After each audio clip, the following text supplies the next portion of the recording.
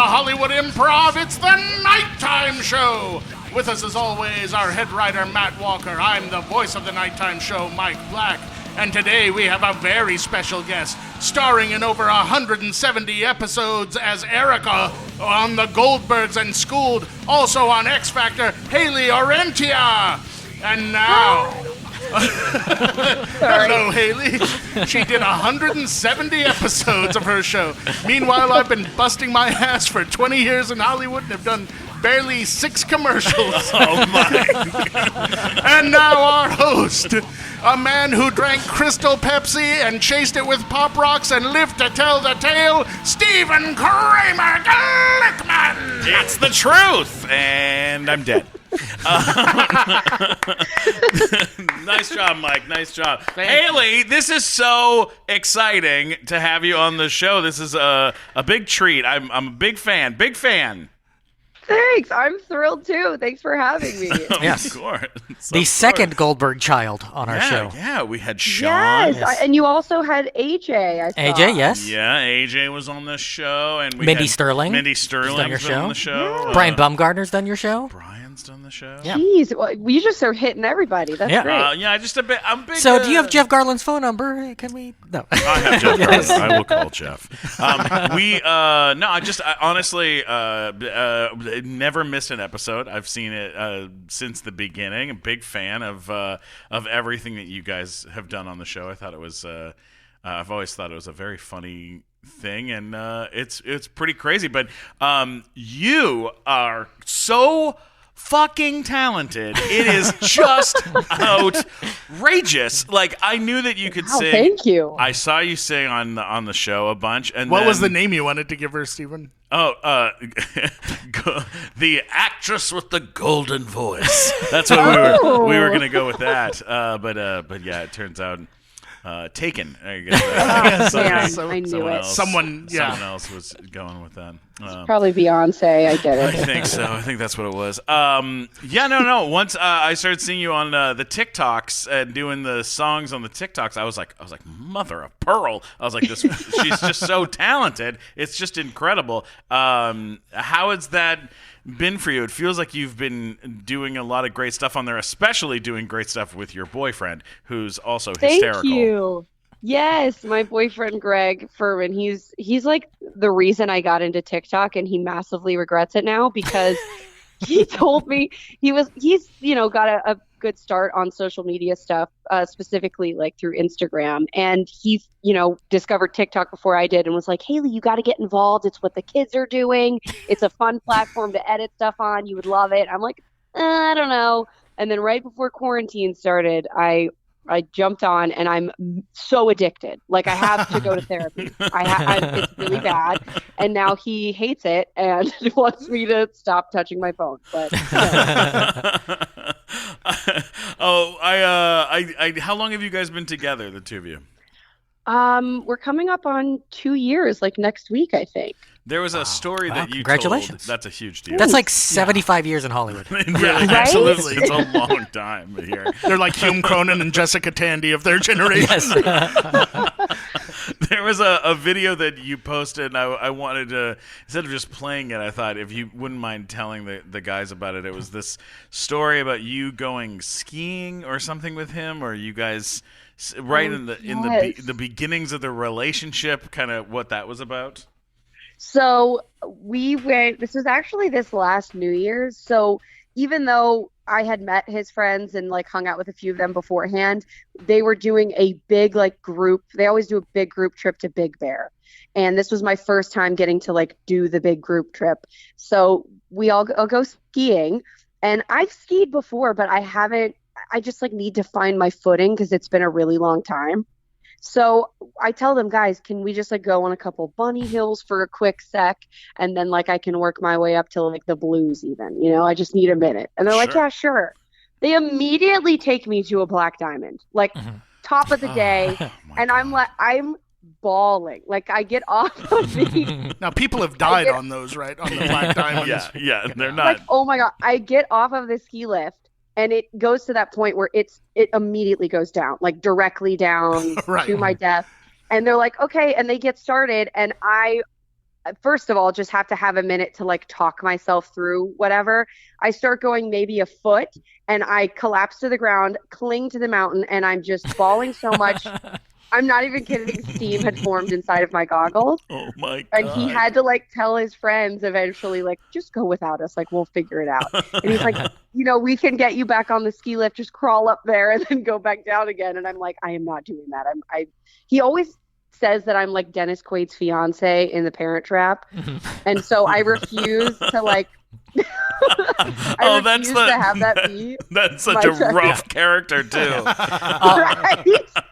Like when she's out camping with them and she's just so bougie, and I'm like, I'm not gonna do that. Thank God I almost bought a like hot pink and silver ski suit because I thought it would look cute for the Instagram, and thank God I didn't, because that would have been that much more embarrassing. Then you're just I know this like pink little lady trying to crawl down the side of a mountain. Yeah, that's like not... weeping. Yeah. Oh no. Yeah, like all I know about how to ski is from watching that episode of South Park where the kids go to the ski resort and they're like, French fries, pizza, for the way they do the skis. Oh, wow. And I'm a terrible skier. They tell you that works, but it doesn't work. It should be in your blood, Steven. You're Canadian. I'm Canadian. I should be better at it. I'm from LA. I have an excuse. Like at one point, I went skiing and I couldn't figure out how to stop at the bottom, so I would just fall at the bottom. And then this whole group of like French people were like, very funny, And then I would go and do it again, and I'd get to the bottom and I'd fall instead of stopping, and they'd all laugh again. You're funny, like the Jerry Lewis of that. Laughing. You're like the Jerry Lewis of the ski resort. I was, and then the third time I went down, I went to fall and to get a laugh, and all those people that had been laughing were gone, and instead of them being there, a small child was there, and I hit that small child with my skis, and that kid did a full face plant into the snow, and then his very angry French father came over and screamed at me, and I never went skiing again. That was a one time. It was a one time for me. It was not great. I don't blame you. Yeah. Oh my God. So where did you grow up? Where are you originally from? I'm originally from Dallas, Texas, but I've been out in LA for the last 8 years now. Mm-hmm. Did you do like acting and music and that type of stuff growing up? What was it? How did you get started? I did, but it's kind of a crazy story. I've always preferred music first. That was the goal. And when I was 14, I had a manager that was able to take me to label meetings. And I met with labels like Motown and Universal. And I was so young that they're like, I was still figuring myself out. So they're like, we recommend that you try to do the Disney thing and get like a TV show and a record deal in one. And I was like, TV show? Like, I don't act. Like, they what don't do either. you mean? It's fine. So Nobody out there does. Right? So I ended up going back to my hometown in Dallas, and this woman, Catherine Sullivan, has a studio called Acting for Film, and she taught Demi Lovato, Selena Gomez, like I don't know what's in the water in Dallas, but like all the Disney kids come out of there. So I ended up taking classes, and to be honest with you, I like hated it because I would like leave crying all the time because I felt like I was horrible. And then eventually I ended up landing the GOLDBERGS, which has been amazing. And I love working on the show. And I have this whole love for acting that I never knew I would have had growing up. How old were you when you got cast on the show? 19. Wow. Oh, wow. Wow. Yeah. That's a good age, though, because then by 19, like, you at least have a sense of, like, what you're getting yourself into a little bit. What you're going to want to drink. Yeah. What you're going to want to drink. Is that what you said? Yeah. In a couple of years, you have some planning time. Have some planning. Right. Definitely. Did your family come with you out here? Did you go by yourself? Like, how was that? I actually went by myself. I am an only child though, so that was a tough one. But I moved out here, and a lot of my acting class that was in the master class at Catherine Sullivan's were out here at the same time. So I kind of had like a built-in crew, which was really nice. I got very lucky in that way. Oh my God. What was like the biggest challenge of doing a TV show like that you didn't, think about ahead of time, or you didn't know about, previously? I would say all of it, because I literally I literally had never been on a set like that before in my life. Like, this was my first job. Are these cashews for everyone? Whose are these? This table here? What is this about? Like, literally, I didn't pack a lunch. I'm sorry. What? No, you guys. When I discovered Crafty was a thing, my whole world changed. Oh man. Oh, I'm right there with you. You get free food all day. All day. That is not something that you. Young lady, you don't have to wear sweatpants with sandwich bags sewn into them. We will just give you this food for free. I totally Sneaking did bananas that. home at the end of the day. I'm drawing from my own experience, really, not yours. On Big Time Rush, I used to like pack sandwiches and take food home. Like the first few episodes, like I would come to the set on days I wasn't shooting because because I just was having such a fun time. I was like, can't I just hang out and have fun? You know, I just really like breakfast burritos. What I do. I did that not this year because of COVID stuff, but I do that all the time normally, where I would and I also lived so close to set for years that I would just like come over. They're like, "Are you working today?" I'm like, "No, I just was here for the fried chicken." I heard it was empanada day, and so I didn't want to miss empanada day. Thought I should be here for that. Now have you been filming during COVID? We have. We actually started mid-August, and we, knock on wood, are one of the only productions that hasn't shut down even once this year. So we all just knocked on our wood table, by the way. We literally did. I all heard three that. of us. Thank you. Yeah, it's been good. We put in a bunch of new protocols in place because of this, and we've been really strict about it, and it's been very good so far. So for a show like yours that takes place in the late 80s, early 90s, whatever the time frame is right now on the show, I'm not up to date, but for yours, it's very difficult because you have to maintain that look, while other shows that take place in present day I've seen are doing like COVID episodes where like there's plexiglass everywhere and people wearing face shields and stuff like that. Like how of an adjustment in the like filming process has there been? Like I know you've got protocols in place where probably fewer people on set and you have to stay farther apart and stuff. What are the protocols like? What are some of the protocols like? Well, just in our trailers alone, everything that comes from the wardrobe department comes in a bag or a box, like a Tupperware kind of box. And then whenever you are done using your outfit, you have to put them in this trash bin so they can be sanitized before you work the next day. So that's like already serious zone. Stephen used to have to do that anyway. That's not true. You son of a bitch. I'm sorry, Hayley.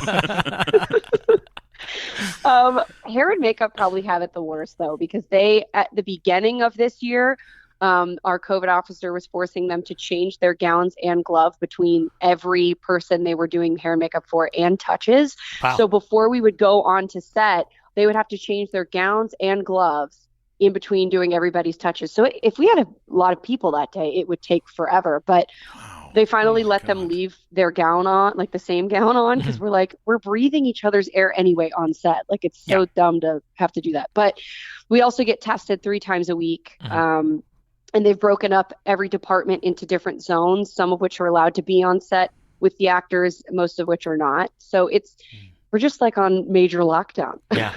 How do you guys handle food? Like, how is that being... So Crafty is not in the middle of set like it used to be where everyone just like grabs their own thing. They now have it in like a truck outside of the set. And the people that work in that department stay inside the truck and they have to give everything to you through a window, and they're all pre-packaged. So it's not like a just grab and go open container type thing. There's a lot more judgment in that setup that I don't care for. Oh my God.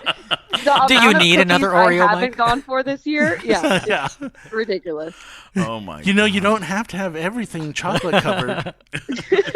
I do though. So now why you don't you shut up and give it to me? Yeah, now you have to go up to someone and be like, can I cake and pie? That's so Sure. You mean your mid-afternoon cake pie sandwich? We already have it ready.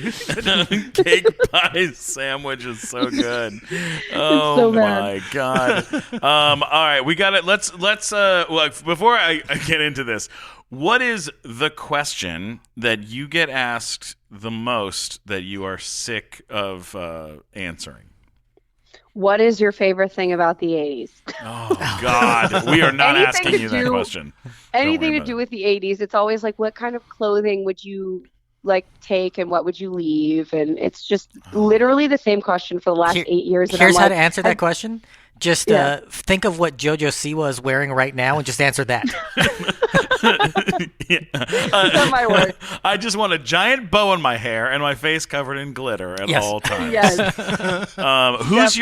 Who's been favorite? Like I will say, top 3 favorite special guests that you've had on the show. Oh, that is so hard. We've been very lucky to get really great like guest stars who are actors and also musicians. I would say we got John Oates to come on set from, Hall & Oates to Cool. do a scene, and he was the nicest guy. He like still replies to my Instagram posts, and I'm like, this can't be happening to me. Like this is John Oates. He was super great. Who else did I worked with? David Spade, which was a big one for me because I was always such a fan growing up, and that was season 1. So I was especially like, how am I here right now? And a favorite, that's so hard. We've had so many, but for some reason the one that comes to mind, just because again it was season 1 and I, having nothing on my resume, was like, what is happening? We did an homage to Ferris Bueller's Day Off, and I recreated the scene with Charlie Sheen. Oh, Jennifer wow. Grey. Oh, yeah. my god! So- and it was and he actually was like- Charlie Sheen. When It you was guys literally did it. Charlie Sheen, but now That's so like, cool. Yeah. Yeah. That's so of pretty course, epic. Did you get hazard pay for doing that? honestly, it was around the time a lot of scandalous stuff was coming out, so everyone was like silent when it came to set because we were so nervous. But he was really professional, very nice. So it was a good. They do say experience. like on set he's supposed to be like everything is fine on set. It's just he's a wild man off set. So that must be what because he was very professional. Let's talk about the greatest, one of the greatest nerds in the history of television. I believe. what is it you want to talk about me for? What would you like to say about me? Adam F. Goldberg. I met Adam at the premiere of Avengers Infinity War. And then we stood around outside after the movie, just kind of being like, can you believe? And I can't believe, and could you believe that? And I loved it, but you loved it. I thought it was great. And we just nerded the fuck out in the parking lot of the ArcLight for probably like 15 minutes and talked about it. We had some friends in common and things, and I was like, this guy just gets it. Like That's amazing. He seems like a great guy. What was your introduction to him? What was that like? Well, after booking the show, he did have like he wanted to do like a sit down meeting with every actor to like kind of, because it's about his family, the show. And so I think he wanted to just kind of like explain where he was coming from. So we had like lunch on the lot, and he's so nice. It was so funny because everyone's like, oh, he's such a big nerd. And of course, it wasn't until you go into his actual office that was on the lot. I mean, floor to ceiling shelves all around the office, just completely covered in memorabilia of Star Wars or Garbage Pail Kids or like just anything you can imagine from the 80s. But the one thing that I was like, oh, this guy like really likes toys is he had a 7-foot Tauntaun costume that was in his garage. That his wife was like, why do we own this? Like, it's just sitting in this box. And they ended up putting it in season 1 of the show. Oh, I remember that. Wow. Yes. And they used it because they're like, what else are we going to do with this? Now we can write it off. Seriously. Oh, my God. Yep. That's amazing. He loves it. Hey, before we continue doing the show, we got to talk about the equipment that we're using to make the show. Make an epic show that is. It sounds like everyone is right here, like we're all sitting together, but we're not. We've got a fantastic multi-track recorder from Zoom. If you need multi-track recordings, that's the only company you should even be looking at. Basically, we had issues when we had to switch to doing things during a pandemic, and we went from doing a show with people in person to people over the phone, and Zoom just made it a piece of cake. Yeah, you bet. ZoomCorp.com is the website, and this has made it so that we could interview people in Nigeria, New Zealand, Guatemala, Austria, the Czech Republic. When we were doing you just all naming those countries now? Yeah, well, no. When we were doing all the interviews with the cast of 90 Day Fiancé, we were talking to people, in the Ukraine. We were doing all sorts of crazy stuff. And then just the other day when we had John Rhys Davies on the show from New Zealand, he was in New Zealand the whole time. Sounded like he was sitting in the room with us. Yeah. It truly is the mark of excellence for podcasting. Zoom Live Track L8 8-track mixer recorder, the board for creators, podcasting, music, and beyond. Yeah, it is a badass system, and we're very lucky to be working with Zoom. Go check out ZoomCorp.com. That's ZoomCorp.com. Zoom, you have to say it 3 times. That's what people do in ads, right? Zoom, what is it, Stephen? ZoomCorp.com. It's ZoomCorp.com. We're talking about ZoomCorp.com. All right, let's get back to the show. What was your audition process like on this? Just because I know, you talk about, not to just bring this up and jump sideways for a second, but you guys literally do John Robert Powers stuff on the show where you have a guy who works for a bullshit agency and kind of talks to people in the mall and talks to girls in the mall and tells them that they should join the agency and all that kind of stuff. So and you have no idea, that's, I'm sure that's a real place, and people constantly ask me is it okay if I sign with them? Should I work with them? And I'm like, what are you doing? They still exist? It's shocking. They just barely beat out Barbizon Fashion School, if you recall.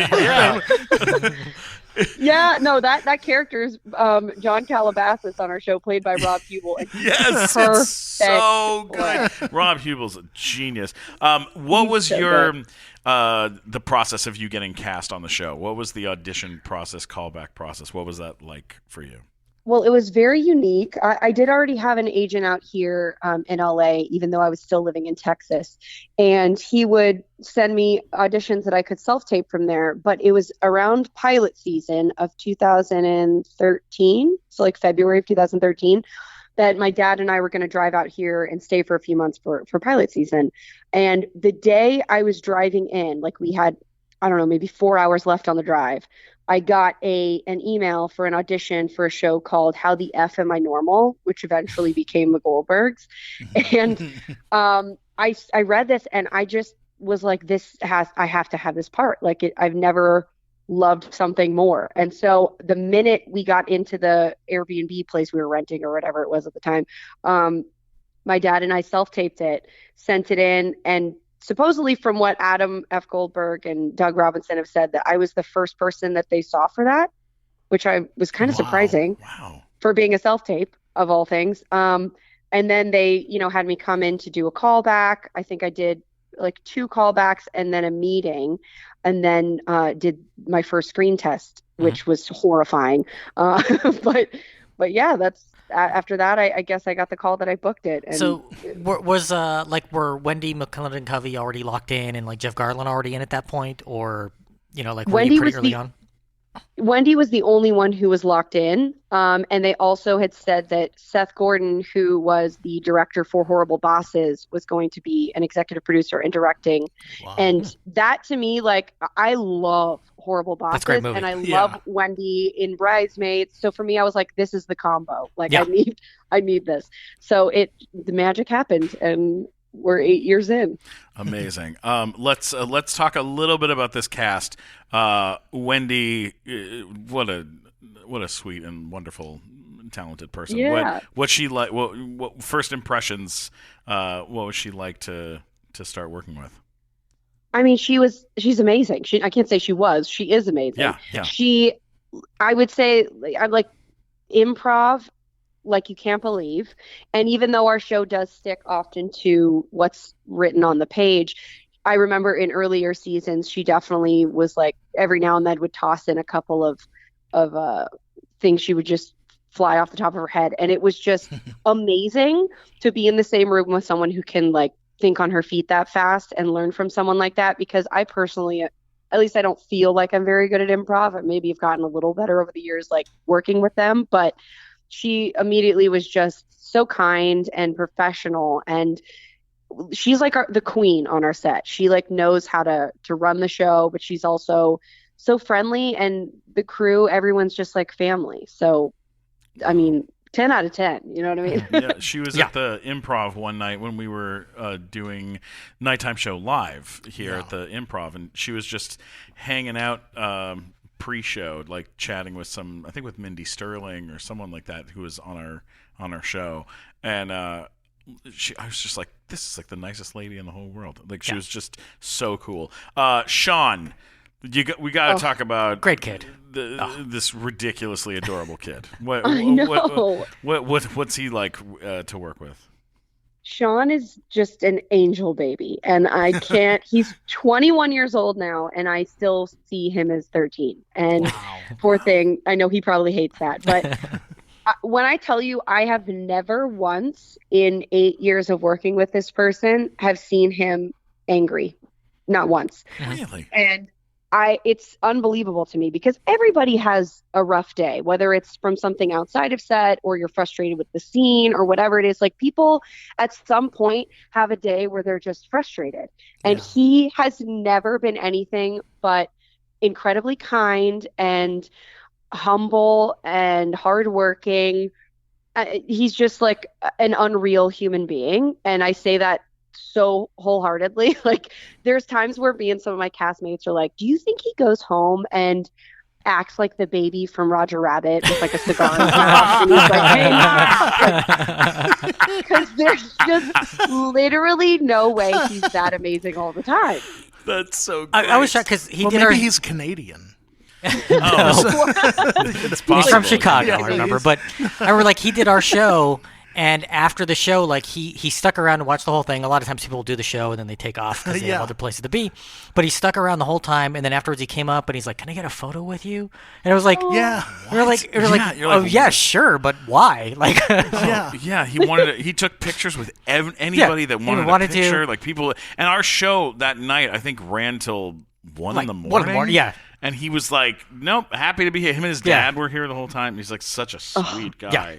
Yeah. Oh my God, their family is just perfect. It's insane. But that's why it's such a blessing to get to work with them, because he could have ended up being, a little shithead, but he's like the nicest human being alive. We had a very fun, awkward moment with him where it was at the premiere when I made fun of the Emoji Movie? Is that it? No, God damn it, Matt! It was like the movie had just come out. I stand by it. And Everything I said, I stand by it. He just fully shit on the Emoji Movie. And I was like, give Sean a break. The kid doesn't know. Look, it's not his fault, is what I said. I know. He deserves better. So brutal. It's not what you say to someone on premiere night. This movie's not your fault. Yeah, you don't say that. You'll bounce back from this. Oh my God. I've been in a Career worse isn't over. I've been in a worse movie, so I know what it's like. Come on. TJ Miller parachuted into the Cannes Film Festival on a parachute that said the Emoji Movie is the greatest movie of all time or something like this. It was Oh my God. He's a real trooper. Now, I don't know if you know this, Hayley, but this is a pretty big deal. I was the front door security guard for Troy Gentile's bar mitzvah party. Shut up. You are kidding me. Yup. You better believe it. That was a long Wait, there's time no ago. way. He's not Jewish. No, it was at the bar mitzvah. It was a bar mitzvah party, and he was at the bar mitzvah. Okay, Yes. that's insane. And I knew that I was very excited because I said to him, I loved you in the Tenacious D movie. And he went, Yes. thanks. And then he kind of did a cartwheel away from me. But I was sounds about right. I was very excited. I thought As he we was- all instinctively wish to. Yes. Oh my God, he's been in some epic things at such a young age. It's pretty incredible. Yeah, he's another one that has like a very young personality. Drillbit Taylor, the Tenacious D movie. He did a quick scene in Pineapple Express. Like he just did some epic stuff when he was young. It's so awesome. Oh my God, amazing. Is he what's he like to spend time around? You know, he's not what a lot of people expect him to be. A lot of people want him to be Barry, which obviously he can turn that on. But for the most part, the guy loves rap music. He loves basketball, and he's pretty introverted in a lot of ways. And yeah, it's just really funny because obviously Barry is like this wild, wacky, like loud character. But Troy's just such a sweetheart. And has more of an introverted kind of spirit to him. It kind of feels like your character on the show is kind of that they molded things around you a little bit because the character sings and and it's based on Eric, right? Is it based on Eric Goldberg, his brother? But then the network was like, no, we need a lady. A lady. We need a lady. So, like, does that feel kind of right? Were they like, oh, we're gonna make her sing because you're a singer? Is that how that worked? Well, I had mentioned to Adam F. Goldberg that day of our first lunch, I said, look, obviously this is a stretch. I don't know how this works. But if there's ever an opportunity that you need like a song sung for the credits of the show or something, like hit me up because I love doing music and I'll do whatever. And I guess season 1, a few episodes in, they wrote a talent show episode where my character sang "Hit Me With Your Best Shot," and it just went really well, so they decided to incorporate that as a part of my character, and it's been awesome because I've gotten to sing with all different kinds of people and do all the different kinds of covers as well as some goofy original songs on the show. So it kind of just came out of nowhere, but I'm so excited and like honored that they would make that a part of her. That's cool. Now, did they know you could sing when you were auditioning for it, or is that something that sort of came about once you already had the part? You're like, oh, by the way, I can also sing. No, I think they didn't know, and then I kind of just brought it up in that meeting. That's kind of what happened to you on They did enough Storks. digging. Well, Yeah. what about X Factor? Did they know about? Did you? What happened with X Factor? How did that work out? So X Factor happened in 2011. I was 17 years old, and my mom had recommended that I audition for it because she heard that Simon Cowell was bringing it to the U.S. for the first time.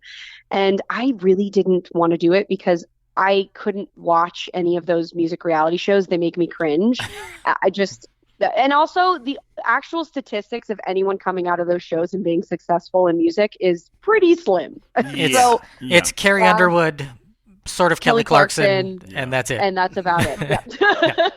So, I just didn't want to begin and end my career at 17. But I just did it to appease my mom. And so I ended up auditioning on a self-tape actually and sent it in because I'd missed the ones in Dallas.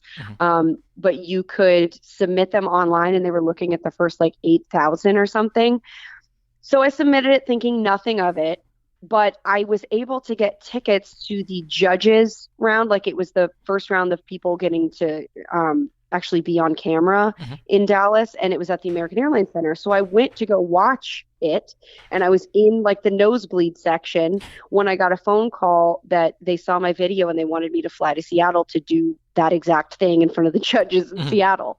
So I ended up just going through with it, and eventually in the process they put me into a girl group on the show, and we made it all the way to 9th place in the live performances. But that was a very educational experience for me. I bet. Did you get to be around any of the judges on that kind of thing? Did you get to chat with Cowell or any of these folks? Definitely. Paula Abdul was our judge, and she was very hands-on with us in a way that other judges weren't with their contestants. So we hung out with her a lot, and she is just like this spunky little thing. Like, but she wears stilettos every day. It's unbelievable to me. And so we, talked with her quite a bit. And then, of course, Simon, I think at one point he had us come into his trailer to talk about like the next stages of what was coming I forget what the conversation was. But so we've had like a little communication with them for the most part. But it was just, at the end of the day, they're making a TV show. So people always ask me, like, did you like the experience and was it good? I'm like, I will never do that again.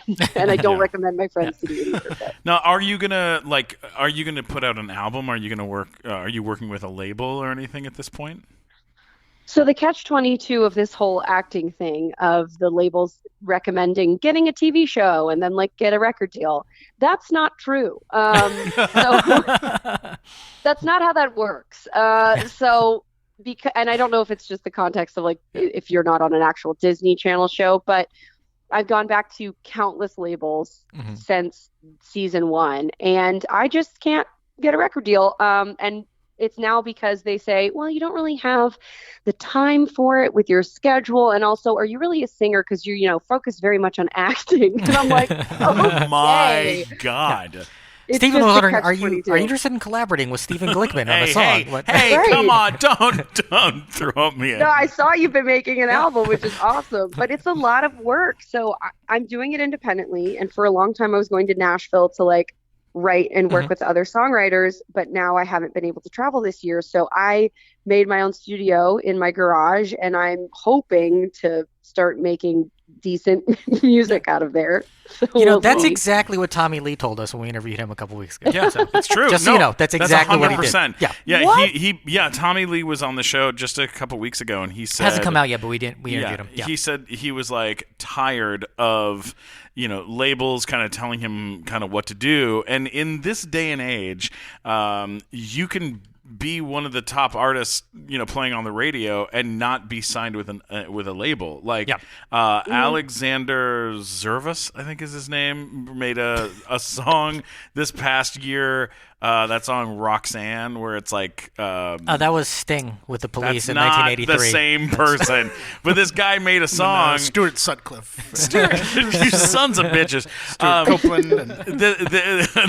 And You can record a song in your home and then upload it, through websites or people. You can go find a great record producer, work with a terrific record producer on your own, and then put out a song and have it climb the charts. The move. Here's what I learned. The move is you have your own massive following that you can do your own thing. And with. here's the move: you get your song, you get it on TikTok, you get some popular TikToker with like 10 million followers to make up a stupid dance to it.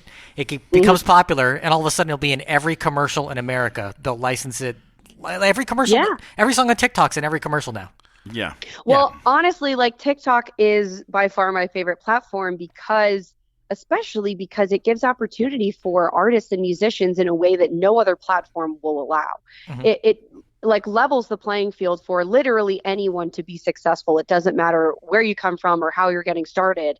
And the amount of people I know who had nothing at the beginning of this year shared a song on TikTok and are now like one of the most played artists is unbelievable. Yeah. So I mean, it's the way it goes. You look at Doja Cat, for example, and you look at the song "Moo" that she did, which is a fucking hilarious song that she recorded in her crappy apartment.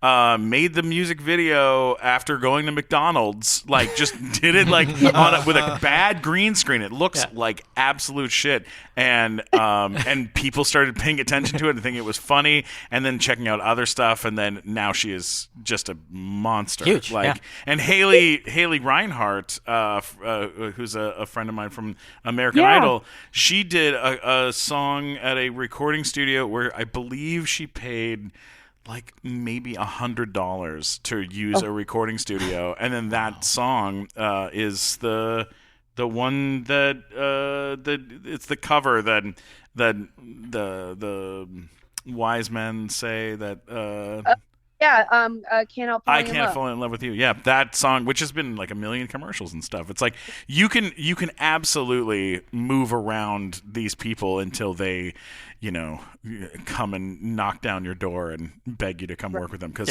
I mean, your voice is extraordinary. Like watching those videos and seeing you sing and seeing you kind of do whatever you want to do on TikTok has been very, very cool and inspiring for sure. Thank you so much. That really means a lot.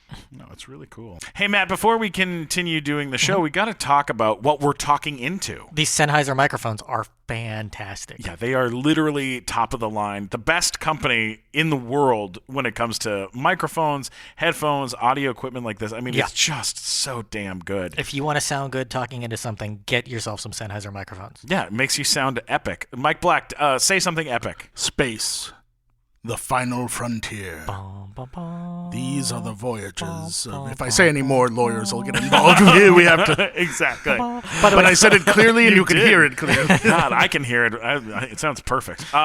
Hey, go check out Sennheiser. If you are looking for audio equipment, you're looking for a great microphone, this is the one to use. Matt, what's this one called that we're using? This is the MD42. Oh, it's perfect. Yeah. It's absolutely perfect. Find them at Sennheiser.com. You bet.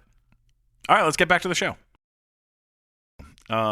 What's something in before we wrap things up? Like, what's something in the future that you would like to do that you haven't gotten to do yet? Like, what would you like? What would you like to have happen next? Well, I'm working on developing shows, even though I didn't mean to do any of this film stuff, but now I think I'm just gonna really take advantage of that. Fell into Brian Grazer's career right there. Yeah. Actually, a press release is coming out today of all days, where my dad and we have like a flip company, like we flip and build new houses in Nashville, Tennessee. And my dad's been doing this for a long time in Montana, where he's originally from. And I decided to join in because I love interior design. So we, it started getting up in this business together, and we realized we could make it an even bigger family affair. So my mom's a realtor. My dad's the contractor. I'm the designer. My uncle does custom woodworking and demolition. And his son, my cousin, is an architect. So oh my God. we have a whole family affair happening as far as our business goes, and you basically have the seven dwarves in one family. We're just two away. Yeah. So we've been working on that, and it caught the interest of a couple production companies, and today we're releasing that we signed with Cineflix Productions to try to develop That's great. a reality show about it. So I don't know if that will happen. Obviously, like, life has many twists and turns, but that's something that me and my family would love to do, and hopefully getting on an executive producer type thing would be fun for me, because I do want to do a lot more behind the camera. That's let's hope that it's book a TV show, start a family business, flip a house, become a producer, and then sign an album deal. Yes. There you go. 100%. My path took a long way to get there, but yeah. Yeah, she'll be president of Sony and finally I'm going to sign. I'm going to sign. Myself, motherfucker. Guys, I heard about this great new artist that we should all really consider signing. You know that's what happened at Universal Music. Do you know that? The No, guy what? Paul Universal signed himself. That's 100% true. The president of Universal Music about 20 years ago signed himself to his own label and put out a whole ton of music as like. Was it good?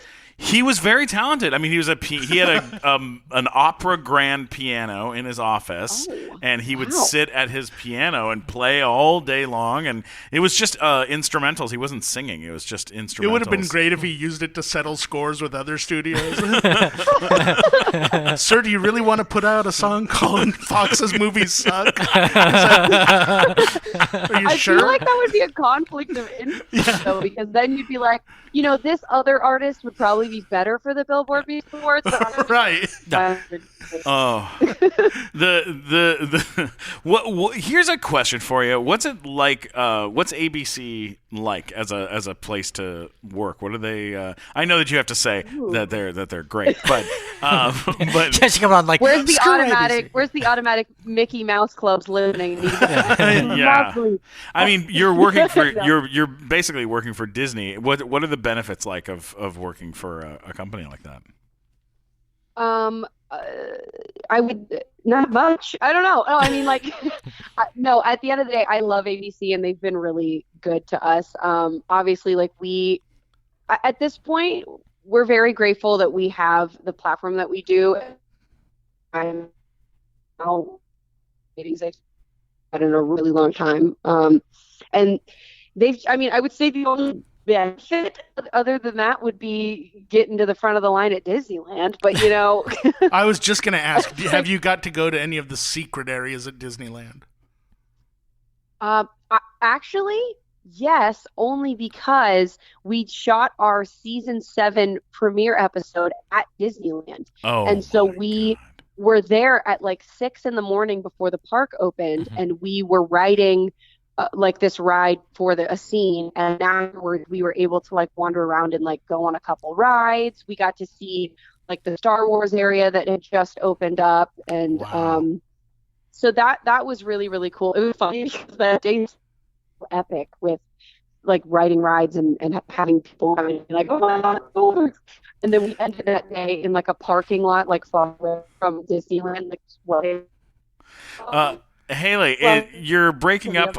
You're breaking up a little bit. As soon as we started talking about Disneyland, exactly, there was like real bad technical interference. Yeah, we started talking about ABC. Don't mess with the Disney. mouse, man. You might be marked for assassination, just so you know. They're like, we're calling in a digital strike. We're calling in a digital strike. Take out the podcast. Oh my God! Can you guys hear me now? Yeah, we can hear you now. You're fine. You're fine. Okay. You were like, well, the one secret place was... Oh my No, God. the only part that was funny was we ended the day not so fun, like sweating in 98-degree heat in a parking lot, like away from Disneyland. So it was very humbling after that. Right. Yeah, of course. Of course. Well, look, you're incredible. I hope that at some point I get to collaborate with you or get to do something cool with you in some way, shape, or form, because I'm a pretty big fan. But you're awesome. Thank you so much for taking the time to do this with us, and I can't wait to watch more Goldbergs and hear more musics. Yeah, thank you guys so much. This was so fun, and I'm such a fan too. I really appreciate you having me on. Of course. Well, of course. thank you, Hayley. All right. Take care, Hayley. Hayley, where can people find you on the social medias? Just really anywhere under Hayley Orrantia. That's HayleyOrrantia. Oh, what other ways do people pronounce your last name? Orrantia, which is weird because there's no C, but Oh, cool Ranchia. Cool Ranchia. Hey, I'll take that. That was a better nickname than the one I had growing up. So What was that? Wait, what was that one? Hairy Tarantula. I was gonna say it was a tarantula. Yeah, it was like no! That's awful. that's the obvious one. I mean, yeah. Or hairy orangutan, which is No! Oh, no. Jesus! Are you serious? Well, look, you'd rather be Fully. a hairy orangutan than a bald one. That would be terrifying. No. Can you imagine a bald orangutan? That I would be guarantee all awful. those kids wish they were the hairy orangutan now. Yes. Once Right? kids realized they could call me Dickman, it was pretty much time to move on that's from what that that's good. school. Yeah. Time to leave. Oh, and with your middle name, it's even worse. Yeah. Yeah. Oh, yes, yeah. Oh, Yeah. yeah. What can you No do? need, no need to spell it out, but yeah. All right. So people can find you. Give us some of the socials. Where can people find you on the Hey, socials? well, first of all, TikTok. I'm going to really promote that. Hayley Orrantia on there. And I'm also Hayley Orrantia on Twitter, Instagram, and Facebook page as well. Fantastic. I would add hairy orangutan and just put all your bad ideas on that one. Yeah. Yeah, I Like- might change my name. Oh, and also go check out my music on any streaming platform from Apple to Spotify. It's also under Hayley Orrantia. Nice. Great. Very nice. Mike Black, where can people find you? At Mike Black Attack on all social media. And should we be looking forward to, I don't know, any pictures of any certain toys coming out? I Anything just exciting? got Snake Mountain. Adam Goldberg might be into that. So, yeah, I'll be taking a lot of pictures of that with Skeletor triumphantly at the top of it tomorrow. Fantastic. Matt Walker, what about you? Where can people find you? I have links to everything at funnymat.com, or if you're upset by me in any way, like if you're a big fan of the Emoji Movie, you can let me know at mattwalkersucks.com. And people do that. Yes. They go there and they say horrible things. You can always get me at Stephen Glickman, STPHEN, Glickman on Twitter, Instagram, YouTube, TikTok, and LinkedIn. Come find me. Go to LinkedIn. We have a lot of Go new. say hi to me. We have a lot of new shirt designs until we get a cease and desist from Star Trek. Yes, on our website. Yeah, on the Threadless. TheNighttimeShow.threadless.com, and you can get some of the nerdy Star Trek shirts that I designed because I'm bored during quarantine. They're great. They're great. You can get masks there, all sorts of stuff. Yeah. Haley, you are the fucking coolest. Thank you for doing this, and we'll chat again real soon. Yeah, thank you. Sounds good. All right, bye. Bye. Thanks, Haley. Bye.